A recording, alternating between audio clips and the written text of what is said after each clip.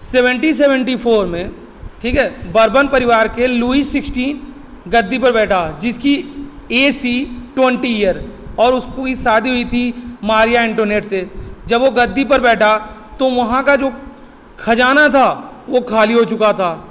और क्रांति के कारण देखो क्या हो सकते हैं। पहला था वहाँ का खजाना खाली हो चुका था, वहाँ के जो वित्तीय साधन थे वे कम थे। वर्सेलिया का जो महल था उसको बनाए रखने के लिए बहुत ज़्यादा ऊंची कीमत देनी पड़ती थी। 13 अमेरिकन कॉलोनियों को इन्होंने फ्री कराया था, जिससे लड़े थे, और उस लड़ने के दौरान इनको खर्च बढ़ गया था। युद्ध में जो कर्ज मिला वो कर्ज लगभग 2 मिलियन लिब्री हो गया था। 2 मिलियन लिब्री मतलब लिब्री इनकी क्या थी? लिब्री इनकी मुद्रा थी, करेंसी थी। और सरकार को कर्ज देने वाले जो जिन लोगों ने इनको कर्ज दिया था वो 10% एक्स्ट्रा चार्ज कर रहे थे, ठीक है। और नीचे भी है, और क्या रीज़न थे? जो वहाँ पे ग्रुप था, डिवाइड था, वो 3 स्टेट में डिवाइड था।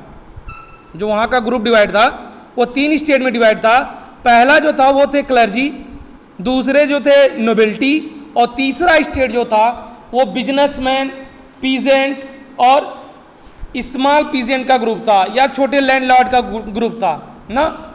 आप फिगर में देख सकते हो, राइट साइड पर फर्स्ट फिगर है ना, figure number 2, a society of status ना। तो इसमें क्या था? जो क्लर्जी थे वो बस चर्च का काम देखते थे, लाइक पादरी, ठीक है, और उसके और लोग जो हैं तो उनको तो टैक्स नहीं देना था। नोबिलिटी में जो आते थे जैसे कि राजा के रिश्तेदार और राजा मतलब राज दरबार में, किंगडम में जो लोग रहते थे वो ना, उनको भी कोई टैक्स नहीं देना था।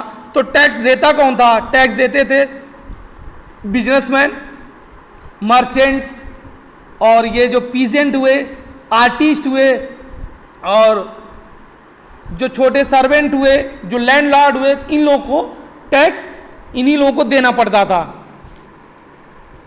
उसके बाद क्या हुआ कि इससे टैक्स देने के लिए, और दूसरा और रीजन था कि जो वहाँ के अधिक, जिनके पास अधिक धनी लोग थे या रिच पर्सन जो थे, वो कंपेल करते थे कि जो गरीब लोग हैं उनके खेतों में आके काम करें, उनके लैंड पर काम करें। हाँ, और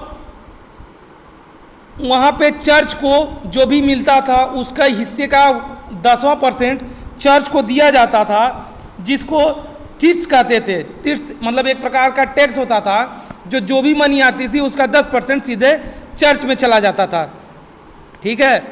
और उसके बाद 14 जुलाई 1798 में राजा सैनिकों को शहर जाने का आदेश देता है।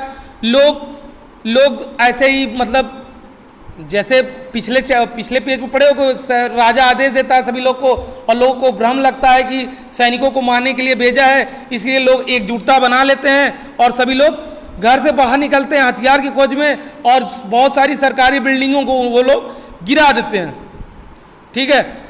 और 1715 में जो वहाँ की जनसंख्या थी, 1715 में वहाँ की जो जनसंख्या थी वो 23 करोड़ थी, और जो बढ़ के 1798 में 28 मिलियन हो जाती है।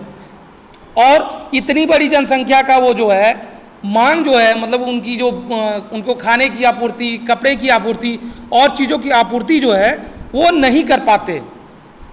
तो ये सब जो है एक तरह से कारण बनते हैं एक बहुत बड़ी क्रांति का। जो फ्रांस में हुआ था, जो बहुत बड़ी क्रांति हुई थी, उसकी एक कारण बनते हैं।